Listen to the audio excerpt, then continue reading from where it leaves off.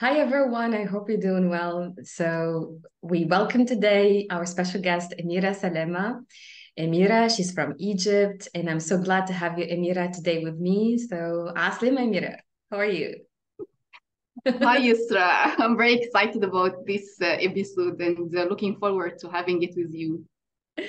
Okay, Amira. So welcome to the Ikigai podcast, and I'm so glad to have you here. And Amira, our journey began not in 2023, so we knew each other a long time ago. And the least that I can do is to have a conversation with you, let's say outside of the professional sphere, but within it at the same time. So, Amira, welcome to the Ikigai International podcast. Thank you, Yousra. Thank you. Okay. So, in order to introduce the podcast to whoever is listening to us or is going to watch the YouTube video, what is the Ikigai International podcast? So, the idea of the Ikigai came to my mind once I came across a nice word, which is in Japanese. So, nothing related to English. So, the word Ikigai is, let's say, a compound noun from iki, which means life. Gai means purpose. So together it makes ikigai and life purpose or a reason for life. And I'm sure that everyone we have one or many reasons to live. Among them, let's say the social life, the professional life, the personal life. So I'm glad today to have you as my guest so that we know more about your ikigai, Emira.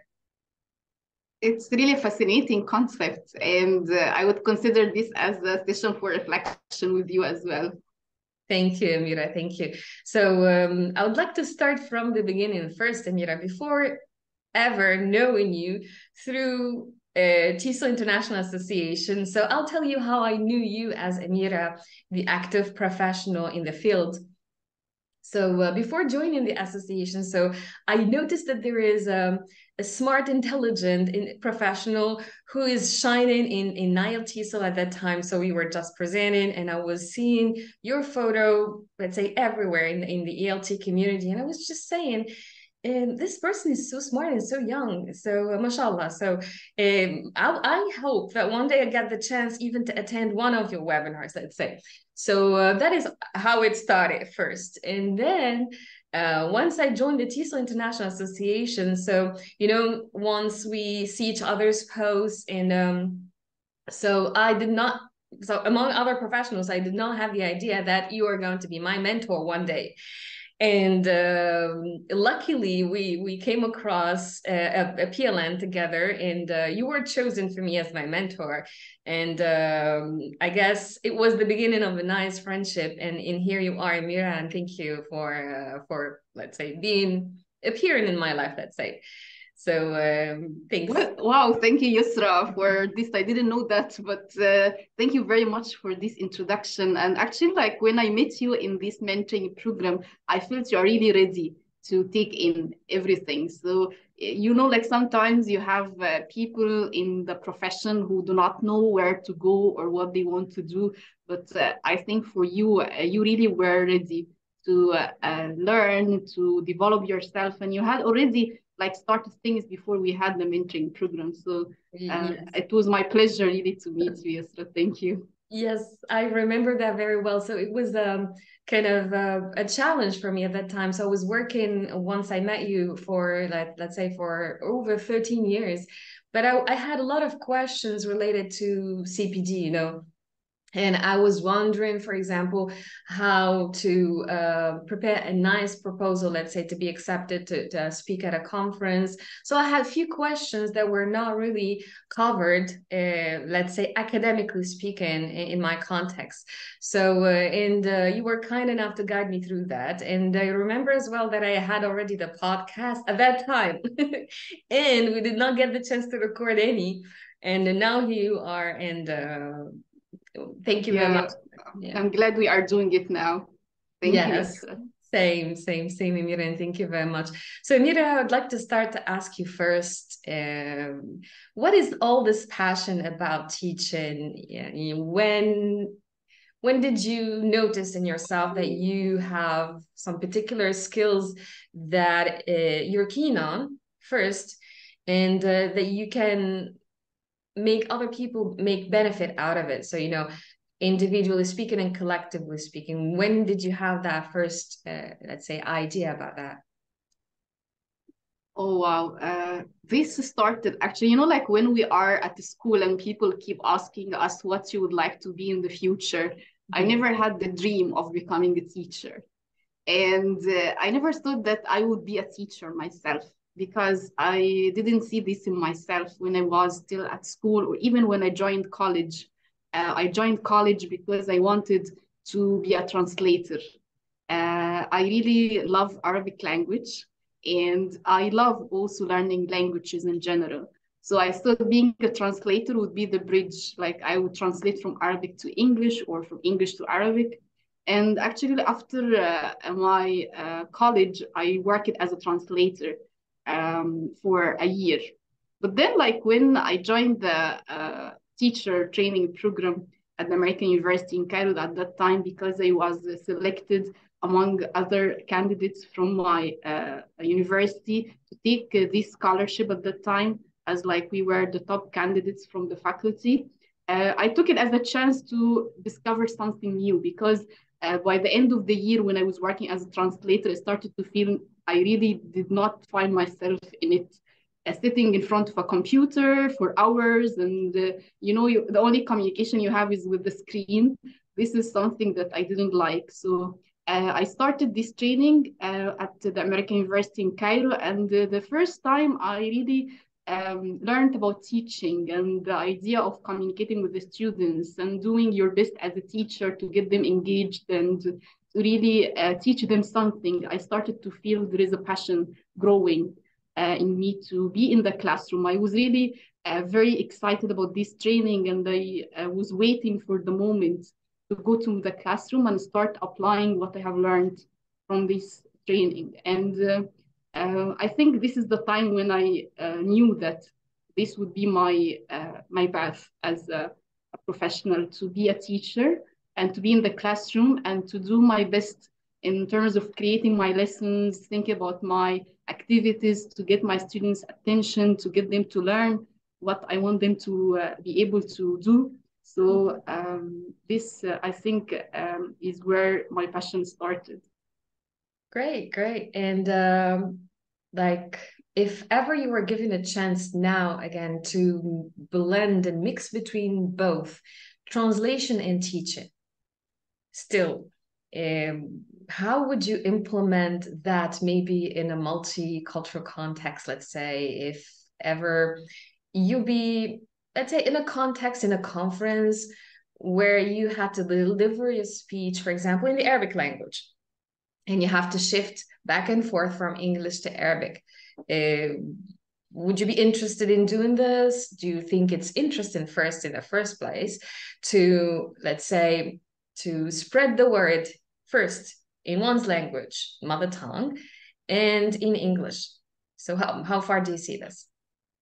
Oh, that's a very good question.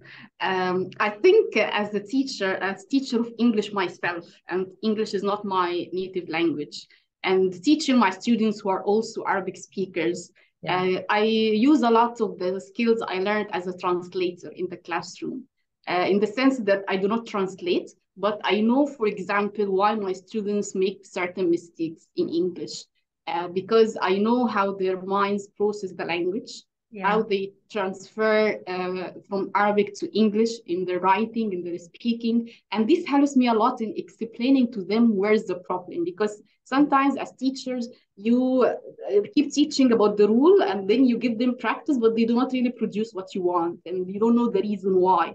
But I believe my own understanding of how translation works and how English and Arabic work as languages helped me a lot in the classroom to explain this to my students and to tell them this is really the mistake and this is what you need to work on. It's not your lack of learning of English or any other language, but it is only your transfer that you need to work on a little bit. So I think I'm still using my translation skills in teaching English. And as for using the mother tongue in talking, I believe this is really important, especially in our context. Sometimes when we are talking to teachers in our context who are also like Arabic speakers, and you want to really deliver a message as also an Arabic speaker yourself, we are not English speakers, we are teaching English. So this is our professional job. But yes, sometimes we can shift to Arabic because we want the message to be delivered to the audience. And if this is the best way to do it, yes, we will do it this way. Because language at the end of the day is a tool for us to communicate. It's not an end in itself. Yes, I absolutely agree with you on the communicative approach and using L1 sometimes, not only for translation, because we want to make sure that we teach our students the language, let's say, with the least aids possible. But if ever we can have aid to L2 in L1, in the case, for example, we can use it in a, let's say, a Pictionary form. We can use it in a translation, like you said, form. Sometimes to facilitate learning, we can make this.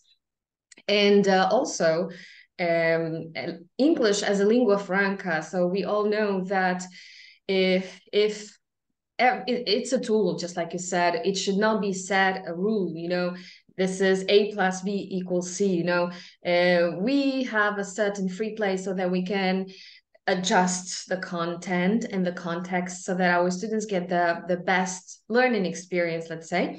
And for us, native and non-native English speakers nowadays, I guess, that is something that is being blurred nowadays. So we can rarely speak about native speakers and non-native speakers because most of the people, they're polyglots.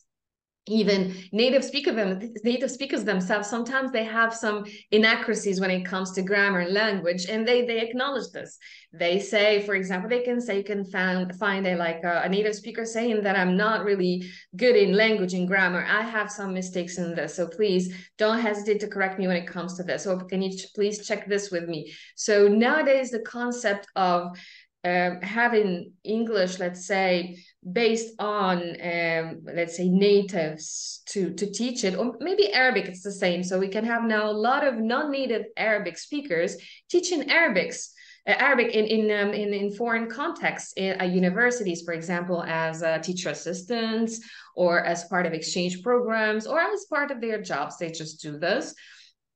So I think language is just a tool for communication, and it's just a set of rules and a set of, let's say, how can I use a term? It's like a kind of agreement, so that we can communicate. The bees, they have their language, butterflies, they have their language. So I think, and correct me if I'm wrong, so we use language as long as we can get the meaning or get the message, let's say, to the audience, to the person who's receiving it, be it a learner or be it a peer, let's say.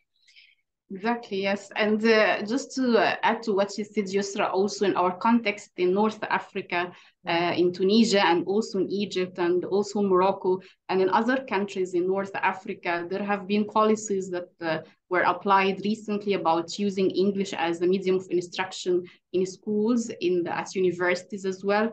In an Arabic-speaking country, let's say. And this has posed a lot of challenges with the idea that some professionals and even policymakers still believe that English is the end, using English is the end. It's not the tool of communication.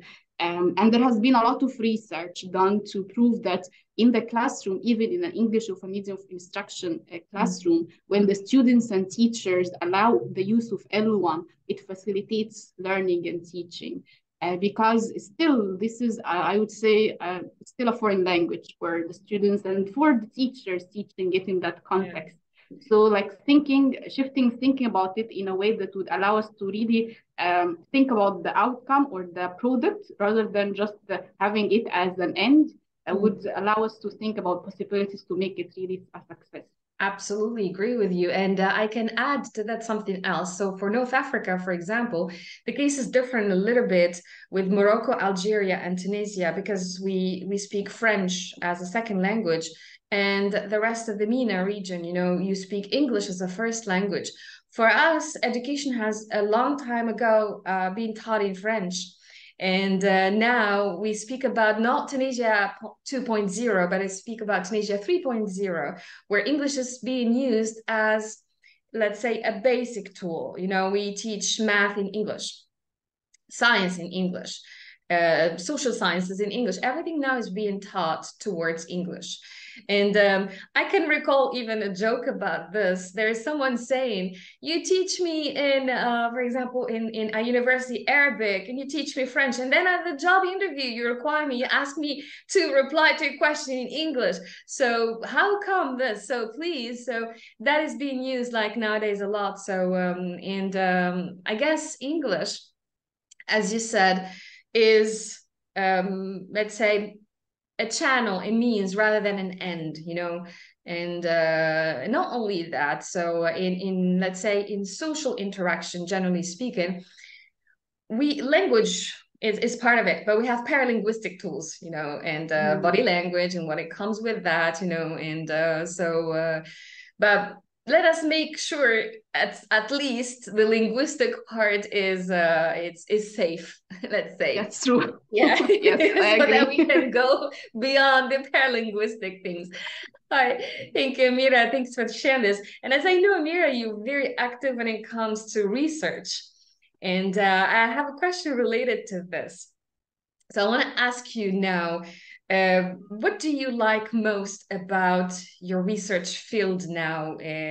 Let's say, what is the most favorite research question that you are fond of going in order to find answers to this question, and you just can't wait to spend a lot of effort in order to achieve your target, and let's say achieve your research target. So what are you active most of all now, Amira?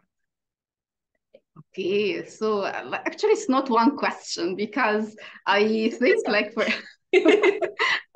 yeah, but if I have to think about maybe the question that I would like to do research about, I'm currently doing research in different topics, but I would say that also it is within one area of using inclusion in our professional development, in our also teaching, inclusion in the educational context at large. And it has many sub-themes under this big one.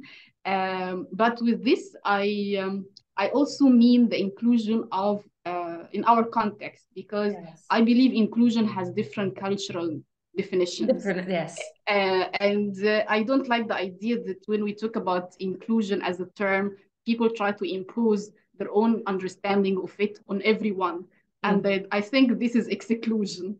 So when we are, yeah, so inclusion in our context, in our Arabic context, in our African context, with the meaning that we are trying to give power and trying to give support to the underrepresented groups, whether these are women in our context, whether these are, I would say, people of special needs. So these are two areas that I'm interested in, and my research currently revolves around these two areas. And also the idea that when we are talking about inclusion in our profession as teachers, I think also there is a lot of like issues that are not really researched yet. Mostly the ones related to teachers who are teaching English, but are not really the speakers of English themselves. Because we keep talking about the idea that, yes, we promote the idea that we don't need really discrimination and discriminatory practices, but they still exist.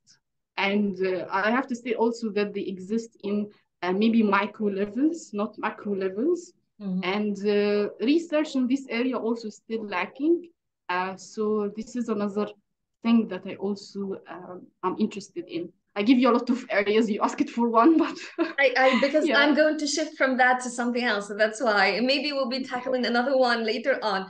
But I'm interested to know, Amira, in your context, because I didn't introduce you because I want you to introduce yourself, maybe, but maybe I'll be going on. So you can introduce yourself, Amira. I didn't do it because I prefer that my guests to introduce themselves because I'm afraid they will forget something. But now, Amira, you are the current president of Africa ELTA, and I know some of the programs that are included for the association. Among them, the Eve, I guess, mentorship program. Is it Eve? The Correct me if I'm female, wrong. no, Female. it's the female leadership mentoring program. Yes. So this is one of the programs. So I want to know more, Amira, about your leadership role in Africa ELTA, in inclusion and beyond inclusion. So how far do you implement this, apply this to your context? Okay, so yeah, as you mentioned, Yousra, I'm currently the president of Africa ELTA. This is the African Association of English Language Teachers. It's a regional international association. We currently have more than 2,000 members from not only from Africa, but also internationally. And we work with the teacher associations in Africa, and our partners, we call them our partners, are currently 23 teacher associations in Africa. Through my role as the president, and actually this comes from experience also working with the African teachers and learning from them about the context they work in, about the challenges that they face. I see my role as you mentioned, as part of it is and this is an approach also within the board itself, to give opportunities for underrepresented groups within the African teachers community. So, for example, through our conferences, we have our plenary speakers always from Africa. We also try to strike a gender balance through our plenary speaker selection and invited and featured speakers. So we give it chances to African women speakers to also have a chance and present. And I have to say also that I'm very proud that many of the female and also male teachers who presented at our events were presenting for the first time. And Africa ELTA gave them the platform. They were active before us, actually, I have to say that. And what we did is try to amplify the work, the great work that they were doing, and give them the support and the platform to share it with the world. And I'm very happy that now we have African teachers' names known in international teacher circles and being talking about in terms of their excellence and how they have really served their communities. So they are really inspiring, and I learn from them every day. So my role, I see it within also the board vision to try to support our teachers and give them the platform to share their amazing work with the world. I absolutely agree with you, Amira. I am also a member of Africa ELTA, the association, and to tell you the truth, the WhatsApp group is one of the busiest bees ever that I've seen in my life. So it's one of the best, teachers that always sharing opportunities for professional development. They're always communicating in a positive environment. They're asking for their views and they're giving each other feedback in a nice way. It's, to tell you the truth, it's one of the best groups when it comes to supporting each other as peers. When I said they are busy bees, just like bees, it's nonstop, 24 hours. I get notifications from the group, and it's always something useful. Never have I checked it and didn't find that it's not something useful. For example, they can share their classroom practice. They can share their opportunities for CPD. They can, for example, if someone shares something, they're not just going to attack that person, that's not good. No, it's always constructive feedback. So that's what I noticed. Yes. Yeah, it's always true. supportive, 1000%. And that's what I like. And honestly, I'd like to be involved more in the association, inshallah, when time is right. And I hope to see Africa ELTA represented everywhere in Africa, and present in every year in different countries in Africa. And not only North Africa, let's say we talk about Africa in general. So all of us were included. And it's a nice network of nice colleagues. And my best wishes to Africa ELTA, Amira, and to you and to the association. Thank you very much, Yousra. And you're welcome anytime, of course, to join us. You're already an active member on the group, sharing also your great work. So this is a part of like being an active member. Yes, thank you. Yeah. So I considered submitting a proposal for a webinar, a long time ago, but it's still on my to-do list to present in a webinar with Africa ELTA. So that's one thing. Second thing, to be a presenter in one of the conferences. So not only as an attendee. So these are two of my goals, let's say, my prospective milestones with Africa ELTA. And best wishes to all my colleagues equally, So thanks, Amira. Thank you, Yousra. Thank you. And since you mentioned your goals, and I really like this about you, because you already had your goals when we first met as in the mentoring program. And I really like your way of thinking about this, that I want to achieve 1, 2, 3, and I see you achieving them. So I will be waiting for you at Africa, and I'm sure you will achieve this. I keep my promises. That's one thing. Sometimes I can be a turtle, many steps, but that doesn't matter as long as you reach your goal. Yes. Yeah. So when it comes to CPD, not to work, because I really appreciate my work, and my work is like, let's say 80% of my life, but I had to make sure that I have some time for myself, be it for let's say outdoor practice, be it for socializing. And I've discovered let's say something so nice, like since 2014, which is ELT community. So it started in my country first, and then after this, there were foreign teachers who visited my country. So I got in touch with them, and after this, the international experience started for me. So I am indebted first to my country first, because it has exposed me to a variety of speakers through the cultural centers here, through all the activities that we're doing. But still, as a goal-oriented person, as you always knew me, and so I'm always dreaming of better perspectives. I'm always dreaming of taking other people with me, not only for myself. It's like, here you go, have something good. What about going to this together? So and this is great. So this is really like a sign of leadership, because as a leader also, we keep saying the teachers are leader by default, but also leadership has a wider definition, that as a leader, you are not only succeeding alone, and you are there for your colleagues. So even if you are a teacher in your school and you don't have any leadership title as a school supervisor, coordinator, whatever, but you are helping others, you are sharing your lessons, what teachers are doing on our WhatsApp group, as you mentioned, I see this as a leadership practice, because you are sharing your lessons with others, helping them to also do better in their classes. And this is really a great sign of leadership. So yeah, keep doing it. Well, thank you. Thanks, Amira. So leading by example, it's the best, and sometimes people can be an inspiration without knowing this. And you are one of them.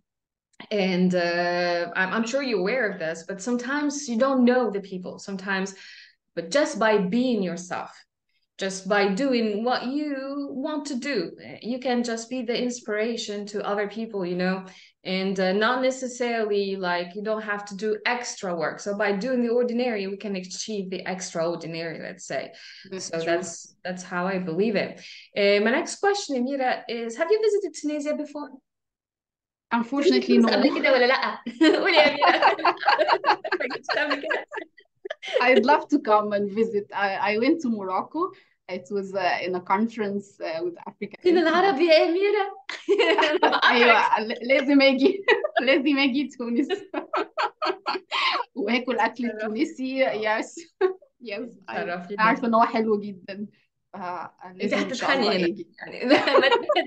لما تيجي هنا جيبي اكلك معاك، انا هاكل اكلك واكلك اكل تونسي يعني. جيبي المسقعه وجيبي الحاجات دي كلها ايوه، يعني. والبشاميل والمحشي. اه والحمام المحشي، طيب والكشري، كل ده يعني. ايوه. Yeah. So this point came like you triggered something like I wanted to talk about is that I like Egypt so much. And that is maybe one of the reasons that I have a lot of many Egyptian friends.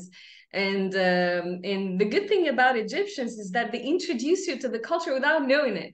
So apart from movies and the series that we watch in TV, when you meet an Egyptian person for the first time, is like like they're very hospitable and they just host you. I remember an Egyptian friend who lived in Tunis, and she's a parent of her, like let's say her son was not my student, but I knew her through an event, and Dudi, so that's what I call her. So we were like hosting a huge event, a cultural event at the school, and everyone was responsible to cook and represent the country. So I was chosen to represent Egypt. You know, so I brought Wow. my pyramids and I brought my Nefertiti and I brought everything that I have at home and just exposed this to the fair. And Adam, and I hope that Adam will be watching the podcast today, or maybe his mom. And so he helped his mom. She cooked kushari to the whole school. And Wow. yes, yeah. And he helped serving that. We only Miss add no, what is that? Tell me, what is it? So that's how I love Egypt. I loved it from the people themselves. So I guess we are the ambassadors of our countries and our let's say the identity that we carry with us. So That's true. and Yeah. and one day, Amira, if I'll be visiting Egypt next time, you'll take me to the pyramids. Okay, so that's Of course, no promise. question about this. Egypt is the pyramids, yes. Yeah. But in Egypt also, Yusra, some people don't know also that it's not only about the pyramids. I know. For Tell me more example, about like Egypt. yeah, I love going to the beaches in Egypt. So the beaches here are really very beautiful. And I travel to different countries outside Egypt, and I have to say that it's not just that I'm biased, but also that I think Egypt has really the best beaches because there are places that are not really people don't know about that much. But when you come For here, example, I promise I will take you to these beautiful beaches as recommend to well. us now. Tourism, Yes. some tourism for Yeah. Egypt. What's the best region to visit?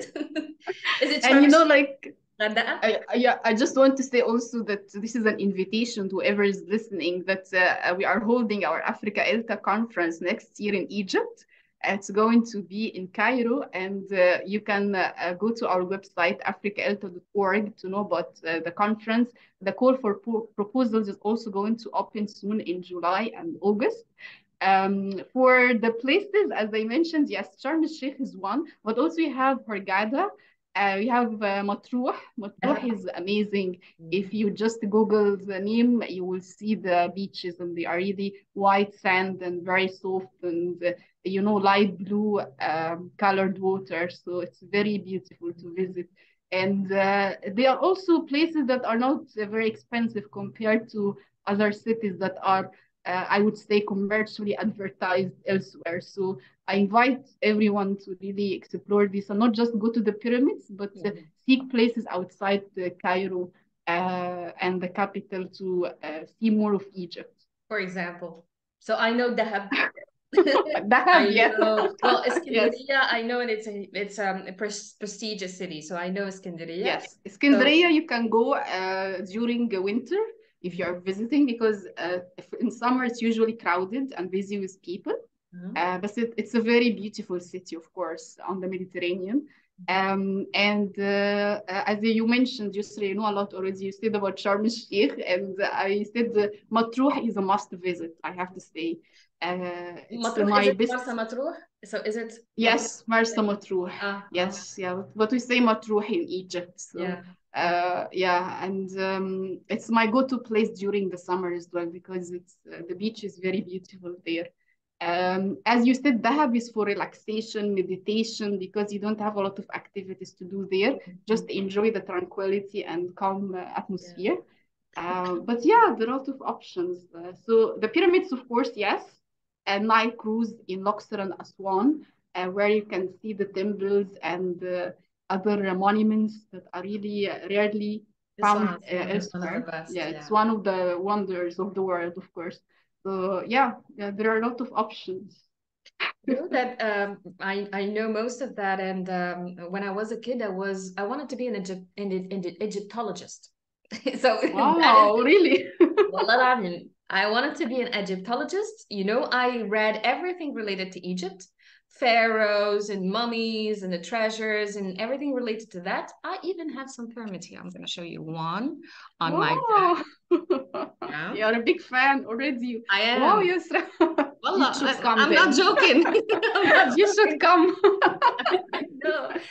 And what else?